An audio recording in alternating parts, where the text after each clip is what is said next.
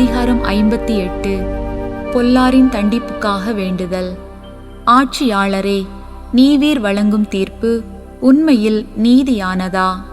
மாந்தருக்கு நேர்மையுடன் தீர்ப்பு வழங்குகின்றீரா?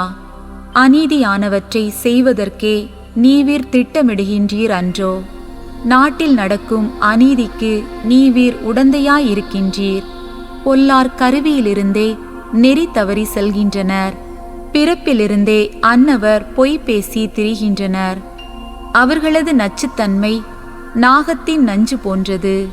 செவிட்டு விரியன் தன் காதை அடைத்துக் கொள்வது போல் அவர்களும் தங்களை செவிடாக்கிக் கொள்கின்றார்கள். பாம்பாட்டியின் மகுடியோசை அவ்விரியனின் காதில் விழாது. அவன் திறமையுடன் ஊதினாலும் அதற்கு கேட்காது. கடவுளே, அவர்கள் வாயின் பற்களை உடைத்துவிடும். ஆண்டவரே, அந்த இளஞ்சிங்கங்களின் கடைவாய் பற்களை நொறுக்கிவிடும். காட்டாற்று நீர் போல் அவர்கள் மறைந்தொழியட்டும்.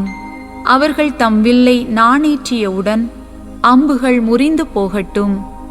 ஊர்ந்து ஊர்ந்து தேய்ந்து போகும் நத்தை போல் அவர்கள் ஆகட்டும்.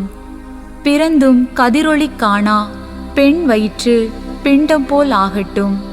முள் நெருப்பினால் உங்கள் பானை சூடேறும் முன்னே பச்சையானதையும் வெந்து கொண்டிருப்பதையும் சுழற்காற்றினால் அவர் அடித்து கொண்டு போவார். தீயோர் தண்டிக்கப்படுவது கண்டு நேர்மையாளர் மகிழ்வர். பொல்லாரின் இரத்தத்தில் தம் பாதங்களை கழுவுவர்.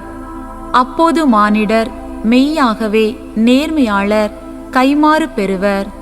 உண்மையாகவே பூ உலகில் நீதியுடன் ஆளும் கடவுள் ஒருவர் இருக்கின்றார் என சொல்வர்.